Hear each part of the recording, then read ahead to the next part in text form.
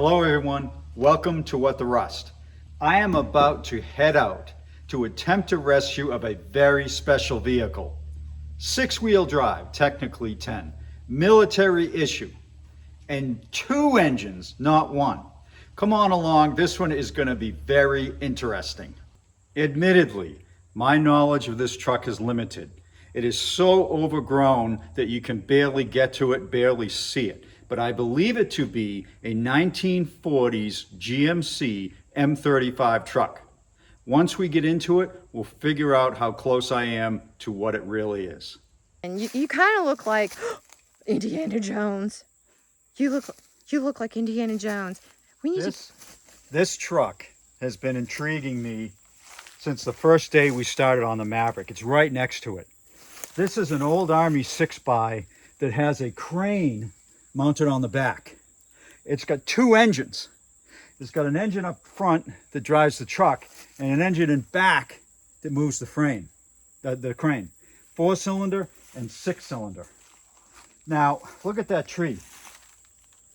Oh, wow. Yeah, Hold on. it's been here forever. And it's surrounded by some pretty deadly bushes that just got me. Yeah, that's crazy. Look at that cab.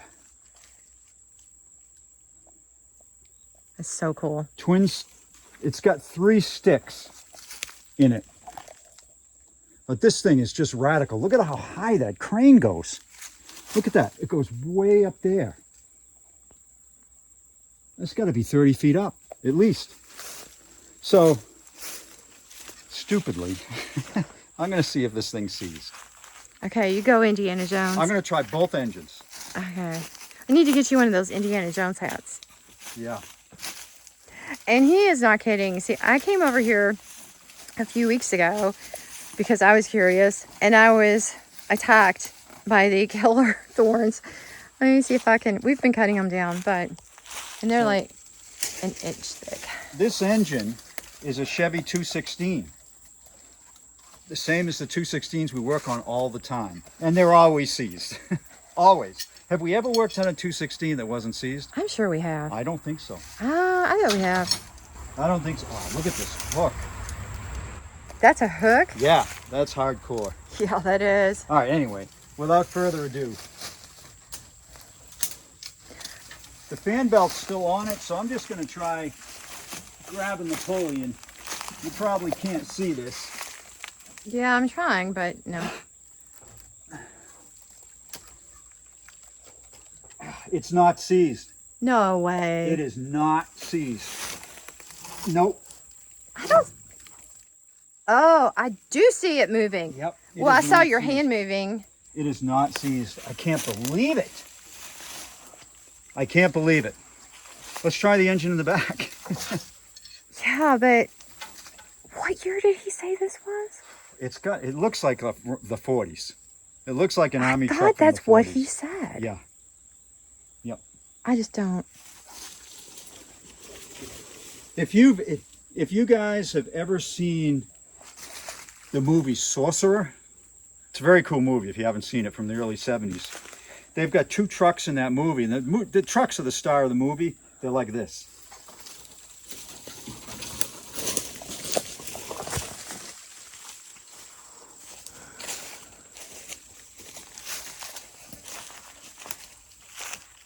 Hey, is there a license plate back there? No, but there's a horn. I know. I was joking.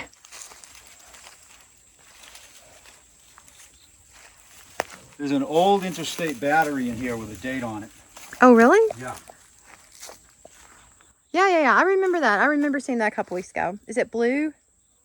It's green. Uh-huh. Let me make sure. I don't think the killer... Oh, yeah, the killer thorns are here. Let me see if I can see you. It's just got a letter code, unfortunately. Yeah. I can't tell. You never can with these batteries. But look at that heavy duty industrial I saw that, engine. yeah. Oh, how cool is that? Yeah. And it's a 4-cylinder.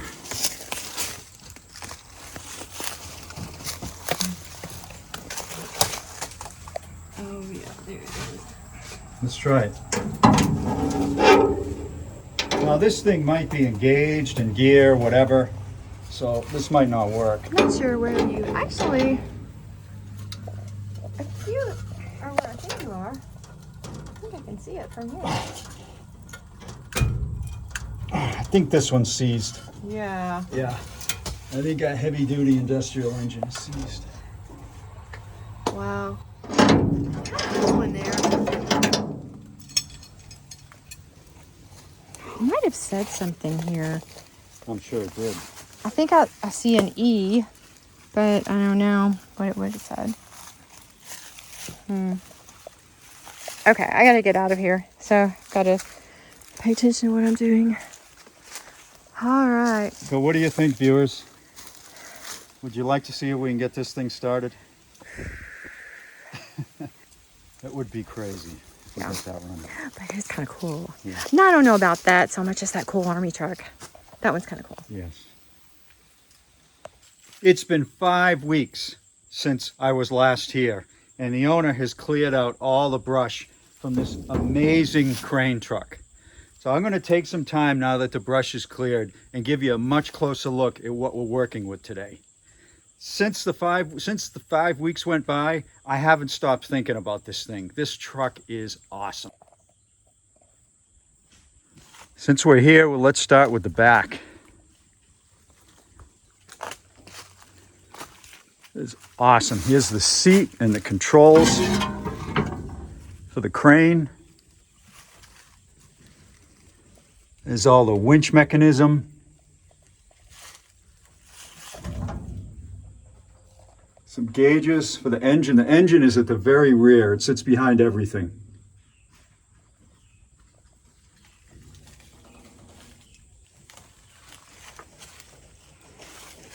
It's had a door. Looks like the door is gone. Of course, got double rear wheels. And look at this tree. Wow, that is a fascinating piece of nature right there. If there was any questions about how long this has been here, questions answered. There's the boom. Keeps going up and up and up. And the cables are still attached. I would imagine that this hook and block were connected there at one time. Now here's the cab. A little step rung here. Step right into here. And you're up high, as you would expect. You're up real high, and this crane is right above your head. That must have been an odd feeling for the operator. And let's see what you got for gauges here. Amps. I can't read that one. Oil pressure. Yeah, I can't read that one, unfortunately. And this is probably a starter switch, which we'll figure out later. Okay. Okay, these are maximum capacities. This thing has overdrive in it, according to this. Overdrive, third, second, first, reverse, and the ratios. And the overdrive, I mean, this can't be right. It looks like 1.45, which can't be right. But maybe it is. If this thing is super low geared, maybe it is. High range, low range, so it's got 2-speed. Transfer case. Glove box with nothing behind it, but look at the view over this hood. This wheel is stuck. It still has glass in the mirrors. Oh, there's your ignition switch right there. Looks like a Ford ignition switch someone added. Let's check the clutch. Wow, it's tight, but it appears to work. It's real tight. It appears to work. And of course the brakes are going to be stuck. Throttle's probably stuck too. But Can we get this in a neutral, or is it already in neutral? Oh boy. Yeah, that may be a problem. I think it's stuck hard in whatever gear that is. It is stuck hard.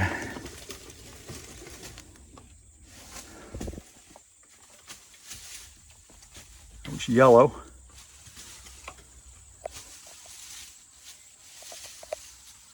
All right, let's move over to the engine. So in addition to the engine in the back that drives this crane, we've got the engine that powers the truck itself, and that is an old Chevy engine. Looks like a 216, but not 100% sure because I don't know what year this is. And I'll try to figure that out. But the principles are going to be the same as a 216. Low pressure oiling, overhead valves, all that jazz. And it's very, very rusty under here. I'm real curious if the throttle is stuck. Yeah, it doesn't appear to be. At least it moves a tiny bit. Wow, that would be great if it's not. This is a Rochester B. I have a Rochester B with me, just in case. I don't know if this mounting flange will be the same though. Some of these 216s and smaller have a really small mounting flange, but we'll find out. It's intact. Voltage regulator mounted on the generator, that's interesting. But it's intact, it's even got a fan belt.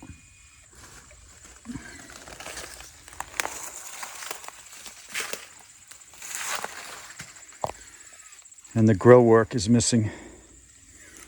I mentioned already the movie Sorcerer. This is exactly what this truck reminds me of, is that movie. Sounds like it's time to jump into this thing. So if you're wondering where I am for the second part of this video, I actually stayed home to continue working on the dash that we took out of the 1952 Chevy to put into the burnt 1951 two-door hardtop Chevy that we are restoring. So I was at that point where I was so close to getting things done, I just had to stay here and finish. But I will tell you, if you have not checked out the restoration of this burnt Chevy, head over to our second channel, More What the Rust, after you watch this video, of course, and get up to date, because let me tell you, we're having a lot of fun. And the progress we're making is actually impressive. Thanks for watching, guys. Okay, we have to get this stuff out of the way. I want to get as much room around this as I can, because this is likely not going to be an easy one. So no sense being cramped.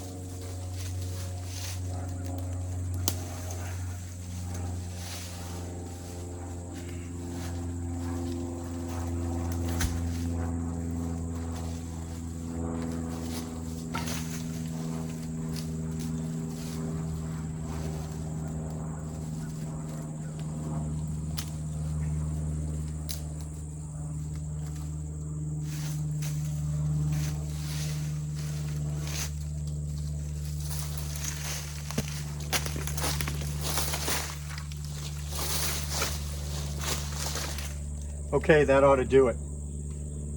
Let's jump right in and take a look at the plugs. We know it's not seized, at least it turns a little bit.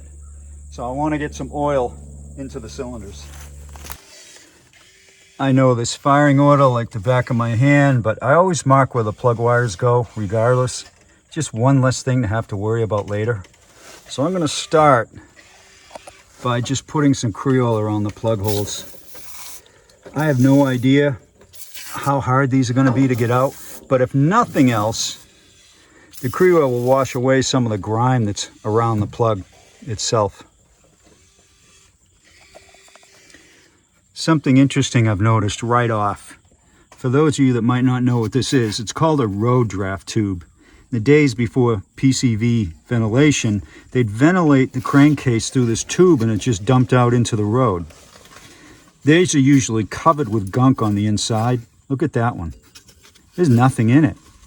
I don't know why that is, but there's no oil, there's no dirt, no nothing. That could mean that the engine's in really good shape and it's got low hours on it. I'm being optimistic, but that could be what it means. Also, it looks like the fuel pump is disconnected on both sides. So I'm gonna have to, oh here, oh okay, I see. We've got an electric fuel pump that somebody jury-rigged. This is the wrong place for an electric fuel pump. It should be close to the fuel source, not way up here. But hey, if it works, it works. If not, we'll use gravity. The plug wire is clearly quite old. There's some rust in it, but it looks like it was a real good quality wire. See the connector on the end? That is a really good quality wire. I'm going to keep those for now.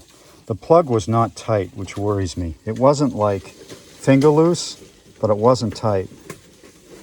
It's carbon fouled, but it's nothing that can't be cleaned up. What kind is it? A 45. So that's the right plug for this engine. Just a little concerned that it was loose. And you know, the gasket at the base of the plug here is really, really flattened. That might have been why it was so loose. I may change these plugs anyway, just to get a fresh gasket on them. I brought some with me. But now, what we're going to do is one by one take these out. Hopefully none of them give me a hassle. And I'm going to put some Creoil in each cylinder. Since I know it's not seized, at least it moves a tiny bit, I'm going to hold off on the mystery oil just yet. If it does get stuck when I'm turning it by hand, then I'll put the mystery oil in and let it soak. Once I put the mystery oil in, scoping the cylinders becomes more difficult. So I think I'm going to scope them first. And look at that. That's inside the first one.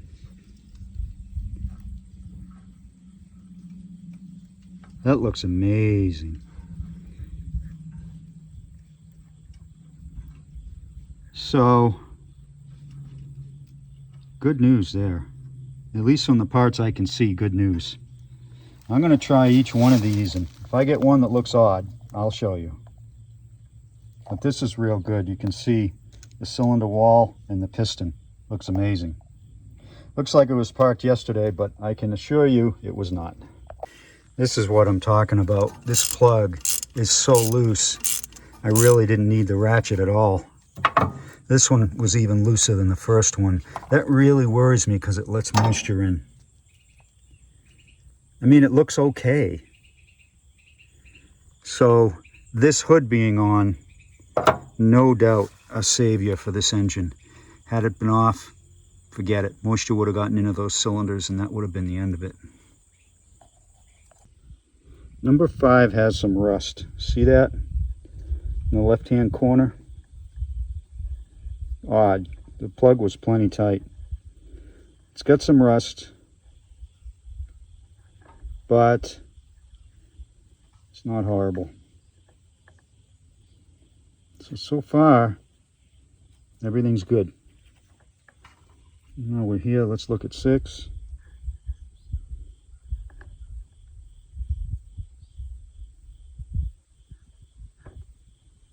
Six is great. Okay, so the only rust I saw was on number 5. Good deal. I'll fill them all with with Creoil now.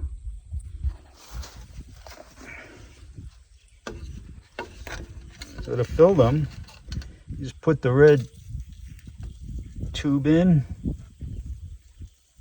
and squirt for about 8 seconds, maybe a little longer. And that puts enough in there. I'm not trying to fill them up. And I'm going to do that for the remaining 3.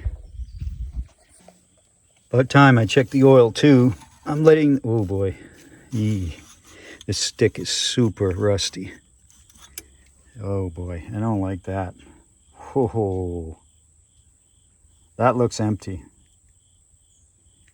And this stick is super rusty. I'm gonna have to see if there's water in this pan. I bet there is. I don't know how it would get in there, given that it's got the air filter on it and stuff, but it looks like it's out of oil and whatever is left in there is water. But let me clean this stick off and try another pull. Okay, really glad I did that. On second pull, it's actually full, and the oil is not terrible. Not at all. In fact, it's dripping right there. And I realize that this stick may or may not be the right stick. It looks homemade, but it's not.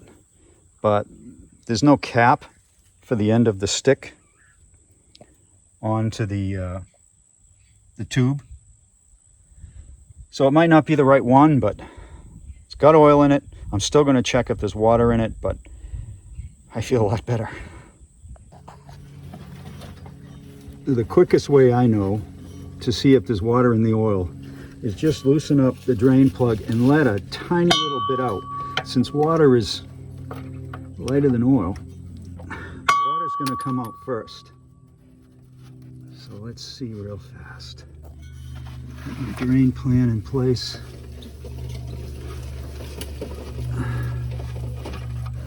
Yeah, there's no water in here. None. All oil. Wonderful. Wonderful, wonderful.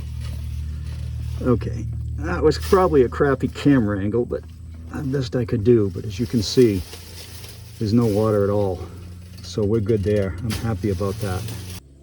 Something else I noticed, the oil came out very freely. No gunk, no nothing. And usually on these splash oil systems, the pan is full of gunk, and that's not the case here. I wonder if this has an oil filter. I'll need to check. It does. Well, maybe that's why. It certainly didn't hurt anything. Next up is whether I can get this to spin 2 times around by hand. The trick here is that if the transmission is not in neutral, I'm not going to get very far. And I'll have to fashion something up to hold the clutch down, assuming the clutch isn't stuck. But maybe it isn't stuck in neutral. There's the mark on the crank. I'm just going to start to crank around and see what happens. I realize your view is going to be a little obstructed here, so I'll do the best I can to let you see stuff turning. Okay, it is moving. It's moving. If it moves a little bit more, then I'm going to come to the conclusion that it is in neutral, which would be fantastic.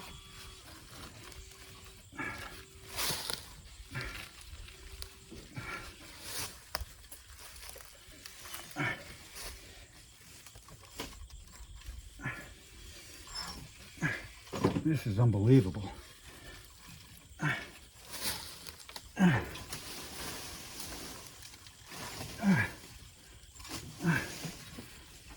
I can hear compression coming out of at least one of the plug holes. I haven't hit any stuck valves yet. I can't believe what I'm seeing, really. Ow.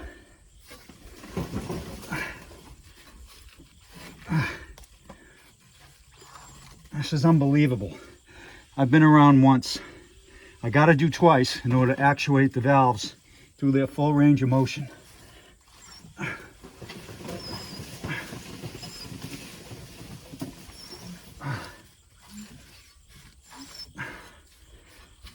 I can't believe it.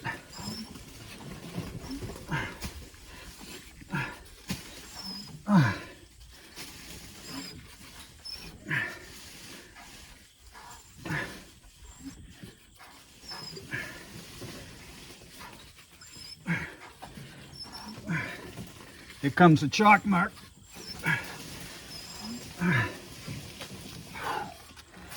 I've been around twice. Woohoo!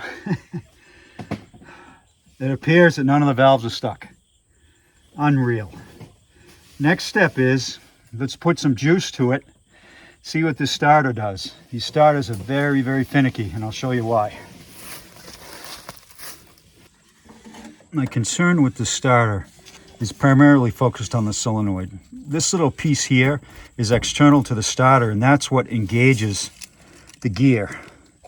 And that often rusts. And this one has plenty of rust on it. I'm going to hit it with some Creoil, but if it doesn't turn, then this thing essentially just is a dead short. This electromagnet in here is a dead short. I'm hoping that doesn't happen, but if it does, I have a starter with me. Okay, I don't recommend what I'm doing, but just to show you anyway, you can see this piece here. I've oiled it up and cleaned it up, and it is moving in just a bit. And then when I tap this, it moves back out. So it's not completely seized. I'm going to let the starter do, the electromagnet do the rest of the work, but I think it might be okay. The battery cables come right into the cab. Probably was once under the floor, maybe. And it looks like the white is positive. Yeah, which is good because the white, the sheathing on the white is in good shape. The sheathing on the black is horrible. But since it's, oh wait a minute, is this positive ground? It might be. It might be. Okay, it probably is. Now, I'm going to tell this just by how large the openings are here. Let's see. This is positive. And this is starter. It fits on that just fine. I think this might be positive ground. The other cable should be real big on this. Nope, that fits well too. Okay. I'm going to have to think about that for a second. I mean, I know this is positive ground, or was positive ground when it was new. But whether it's positive ground or not, I don't know. One way to tell is, let's look at the coil.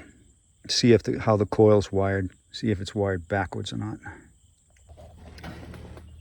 So the fuel pump and the coil are fueled off of negative. So unless the coil's rigged up backwards, this thing is positive ground. Okay, there's no problem. It just means if I have to use a jump box, the jump box isn't going to work. It's not going to like that. Modern jump boxes don't take kindly to being hooked up what they perceive as backwards. All right, now I got to clean these cables up really good because they're filthy. And now I have to worry about the sheathing on this cable. So I need to take a good look and see if I just replace this cable outright, which I think I'm going to do. So I'm going to disconnect the entire truck from power except the starter, since I have a 12-volt battery. And this is a likely still 6-volt. I'm not going to mess with burning up one of the gauges or something like that. This coil is probably also 6 volts, so I'll end up having to swap that too. So these were essentially powering the whole truck, other than the starter. They went to the ignition switch, that forward switch that's been added, and allowed, when that switch is turned, the rest of the vehicle to get juice. So I've disconnected all that.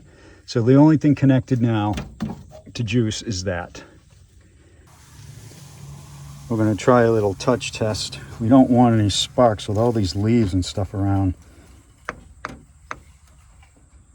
Okay, we got nothing. That's good. Okay, we're almost ready to see if this will turn over. All right, this is exciting. We're going to see if the engine will crank over from the starter.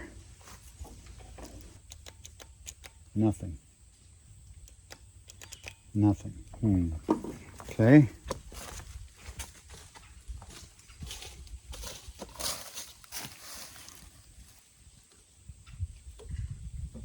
Could be my trigger. Try it again. Okay, we got something that time. And I think what we got was the solenoid trying to move, which what I was worried about, that it might be stuck. Let me try rapping on it a little bit. Yeah.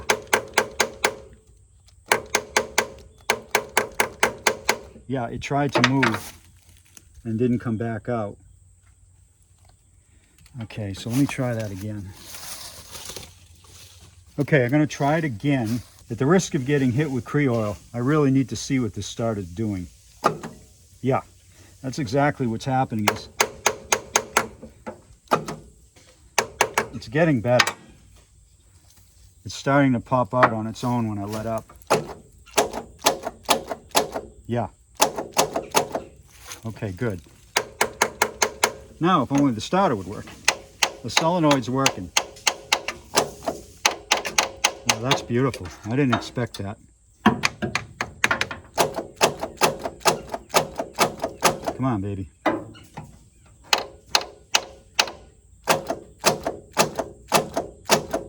Yeah, so we've got the solenoid working good, but the starter itself is not spinning.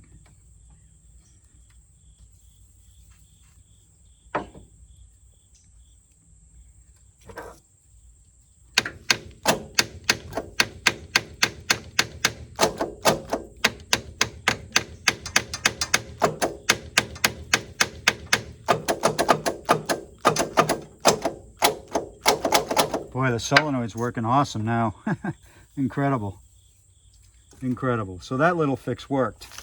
But let's see if this cable's hot. It's not. It's not at all hot. So we may have to drop that starter, which is not hard, given it's right in front of me. So I guess I'll do that next. It's out, just 2 bolts here and here, pretty simple. Didn't even have to get in underneath. But you can see it's pretty rusty in here. It's pretty rusty. I think if I clean all this out, lube it up a bit, I think it'll start working. So I've cleaned up inside the starter. You can see the commutator in there, how nice and shiny it is. All I used for that part of it was contact cleaner. Don't spray like brake clean or carb cleaner in here. It's not made for that, and it can damage the armature, which is here.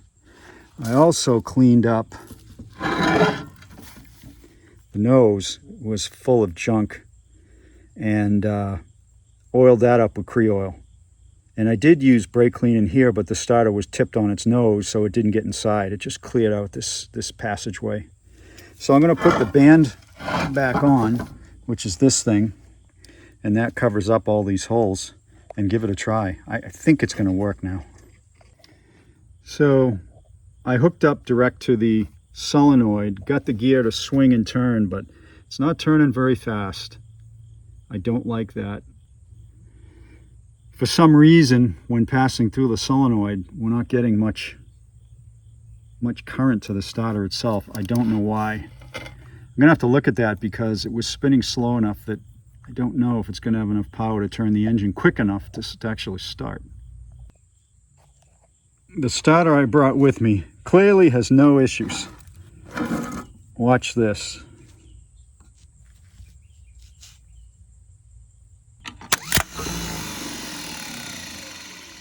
That is not how the other one's behaving. So assuming this one fits, I'm going to put this in. They look very, very similar. Not 100% sure it'll fit, but I'm going to try it. Since I've got the starter out, it's much easier to see the stamping on the year. That looks, it's the last digit. That's either a 9 or a 0 with a line through it. So that would mean this engine is a 39.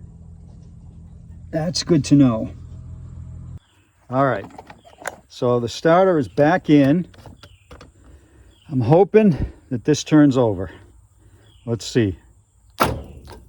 Okay, it started to. Let me see why. I'm getting some smoke out of my connection, so probably a bad connection. Let me try that again, and let's take a look at the electromagnet. That looks okay. Come on. Okay, let me investigate some connection issues. New connection. Let's try it again. Cross your fingers. Okay, now it's the other connection. All right. All right, let's try it again. My wire came off. Hold on. Yeah. Woohoo! Hey. It looks good. Yeah. Beautiful. All right, time to check the spark. The cap looks wonderful. Wonderful, wonderful. Not so wonderful underneath. We've got something living on the condenser.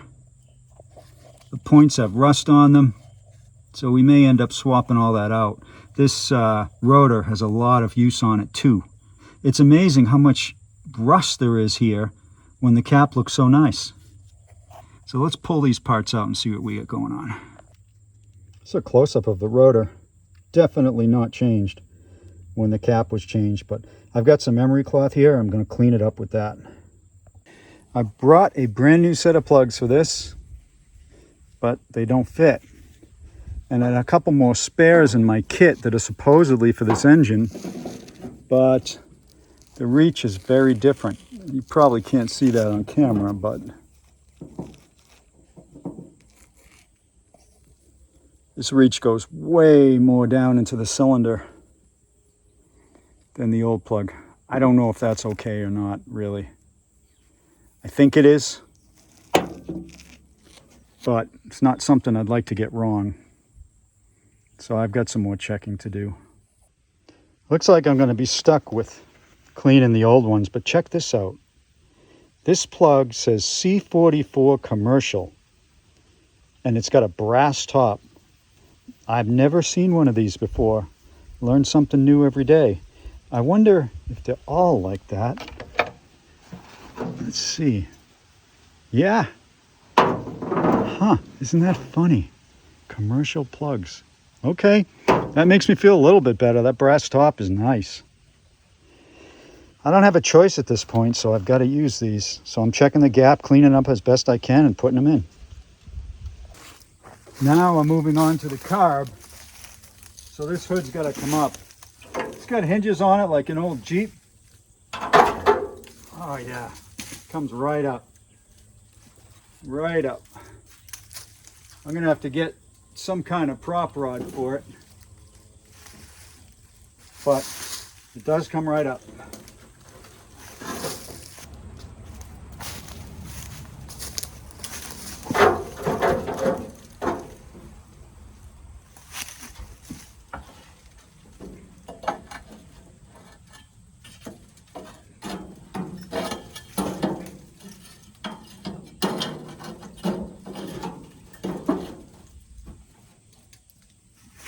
All right, let's see. There's no nut on this. That's a little worrisome. And we've got a second one here. Not good. Not good. Check this out. Dirt daubers galore. And the choke is wide open. I was wondering if this is gas pedal linkage stuck or, yeah, it looks like it's not stuck. It's stuck more in the gas pedal. So that would be nice, but I still have to clean this up without making a mess. Okay, here's the old carb. I got it removed, and I think you can see in there just how bad it's full of dirt dauber stuff. See that? Yeah. So I'm gonna tip it over, but they even look like they've gotten the float bowl. I think what I'm gonna do is just throw my carb on it that I brought. I brought this thing. It's not new, but hopefully it's the same bolt pattern. Like I said earlier, these 216s had more than one carb mounting pattern. So unfortunately it doesn't fit. You can see the spacing here. See that? It's just too wide. And it's really unfortunate because this other carb's crappy, but there's the difference. So we're going to blow that other carb out, clean it out as best we can. Down in the intake, I think it's okay. Let's see. Yep. Well, wait a minute. Maybe not. This looks like there's some junk down there. Oh boy, I'm gonna have to get that cleaned out too. Okay, time has come. The old carb has been completely cleaned out. I got all the junk out of the manifold. So the float's even working in the old carb. So we've got the gas hooked up, and I've got the spark checker in. Everything is hooked up. Now we're just gonna put a little gas down the carb and try to fire it. I don't have my squirt bottle with me today, so I've improvised on just a Powerade bottle. That'll have to do. But this is super, super exciting. It's been a long day today. We've done a lot of stuff, but we're close. So let's see how this goes. First step is let's see if we get spark through the spark checker. We should, but one never knows.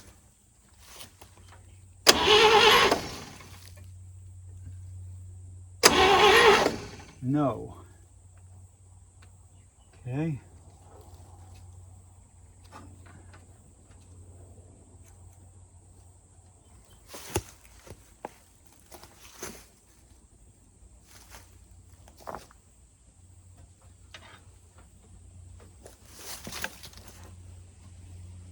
Well, there's a good reason for that, because I didn't have it hooked up. It makes a difference, doesn't it? Yeah, it sure does. Like try to start with no gas not turned off. Yep.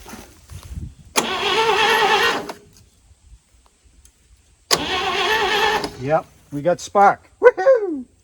All right, let's try some gas.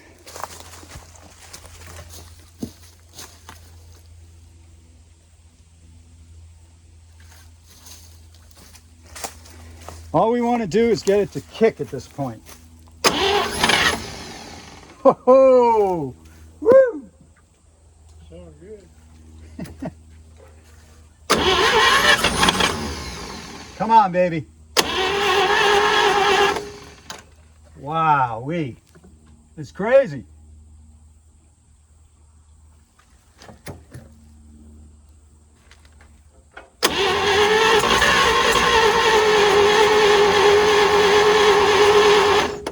Okay, I'm gonna get a little ether. I got some ether right here. Huh? I got some ether right here. You do? Okay. How much you need? Only need a little bit. I don't like to use ether, but this guy needs a kick, I can tell.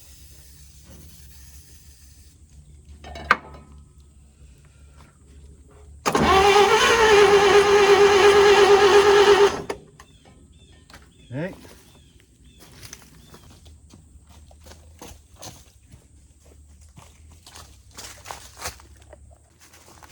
Okay, back with some more ether. That can was unfortunately too low.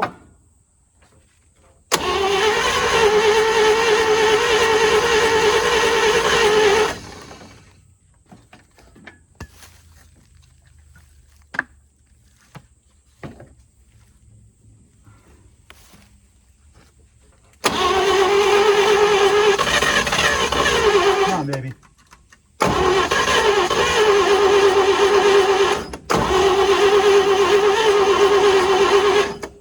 Come on.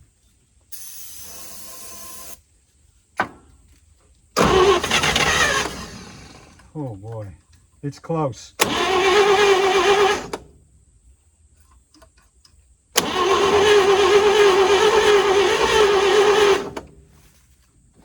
I'm worried about this carb flooding up the engine.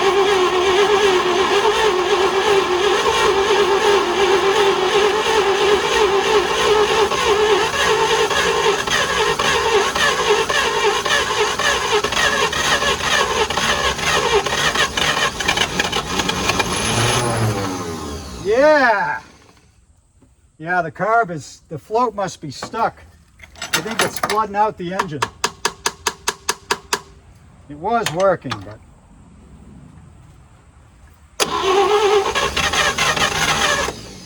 Come on, baby.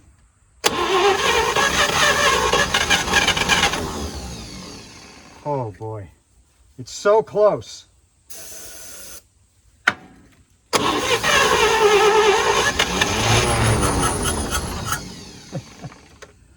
I'm hearing compression escape somewhere. Ain't no oil smoke come out. Huh? There ain't no oil smoke come Nope, out the back. nope. I'm hearing compression escape somewhere. It's very odd. I wonder if we have a valve hanging up.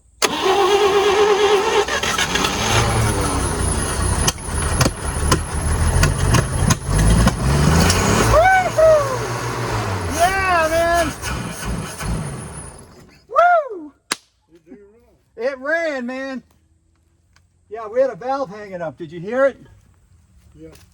So that's solved now. It's not hanging up anymore. All right, we're gonna try it again.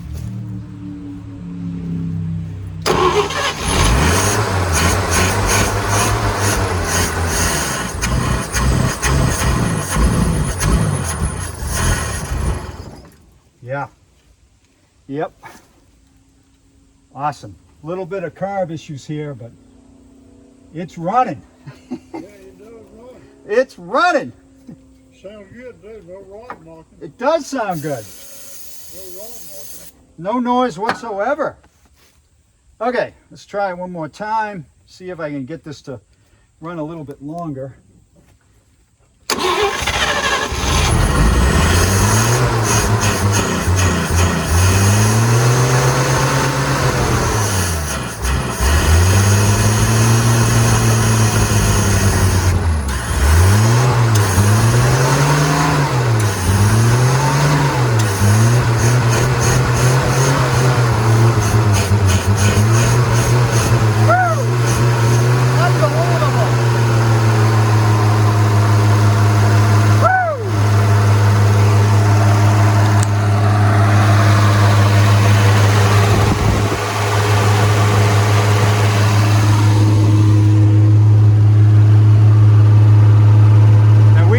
Pressure.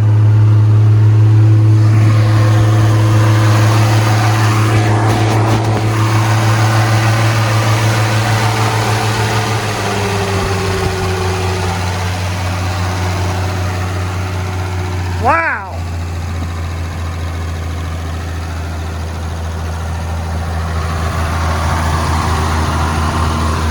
We did it. We did it, Eugene. I see that. I see that. We did it. I see that. Yep. This carb's going to do us in, so let's shut it off.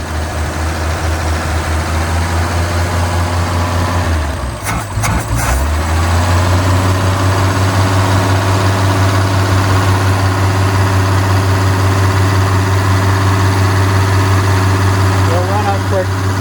Oh, it stopped.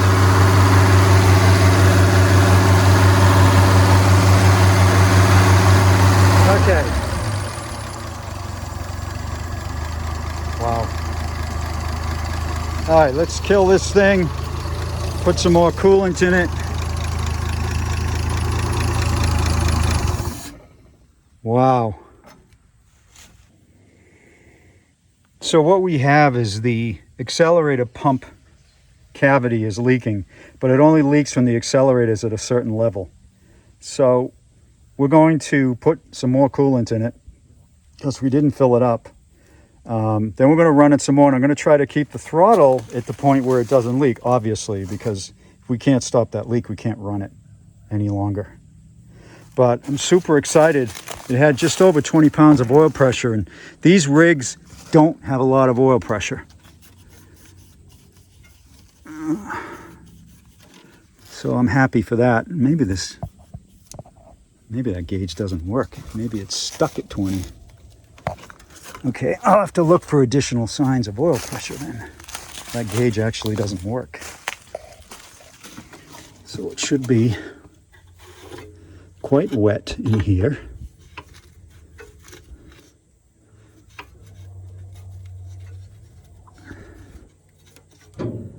Yeah, it's damp.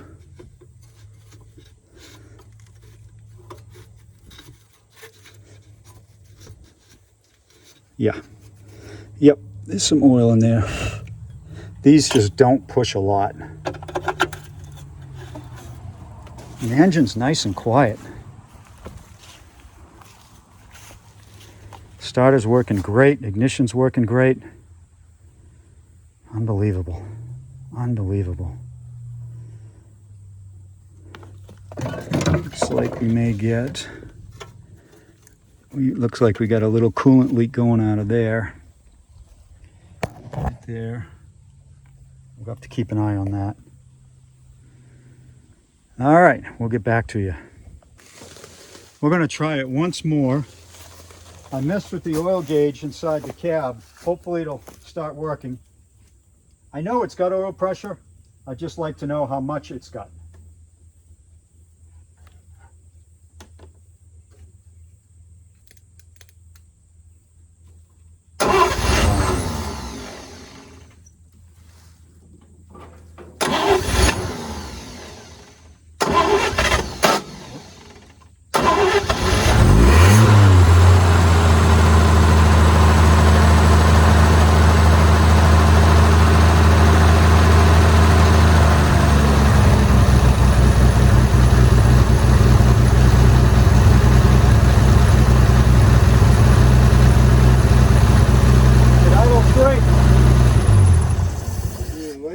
Yep, that gas leak is back. So we're going to shut it down.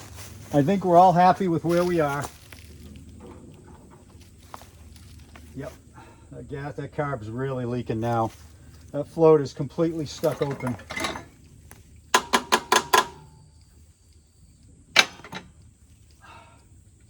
So we're good. We know it runs. Yep. Now we're moving on to the rear engine, and I just pulled one of the plugs and it doesn't look good. There's a lot of rust in there.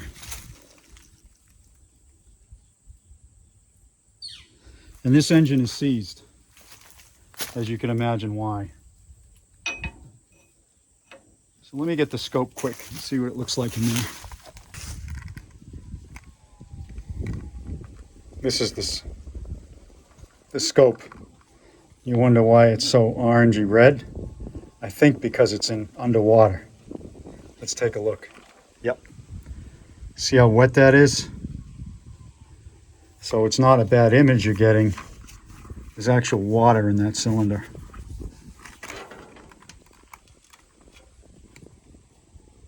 And a lot of rust. I know there's a glare here. Super bad glare, actually. But as soon as I get down into the bore, more than an inch, it's covered with water. Look at that. It's dripping off the scope. I don't know about this one. I don't know about this one. Let's take a look at the... Yeah, the plug's got rust all over it. Let's pull one more plug to be sure. But this is not good.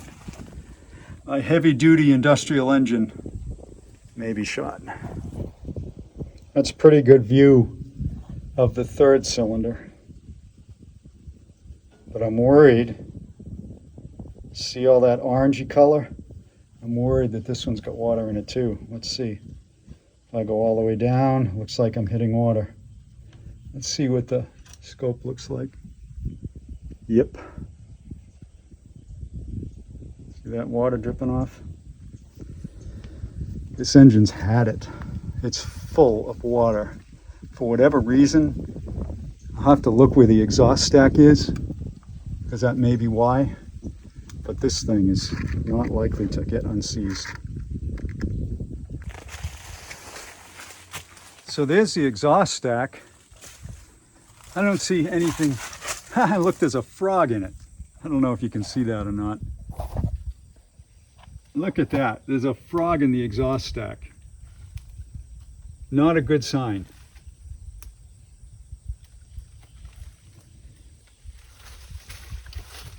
So could water have gotten in there? Yes, for sure. It's open. It is curved. but over 40 years, who knows. Now, where is the intake stack?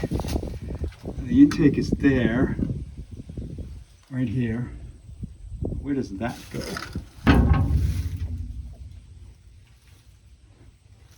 Okay, the intake stack is inside the cab.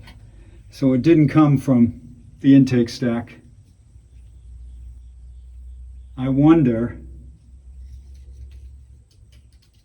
if maybe it's a blown head gasket or something.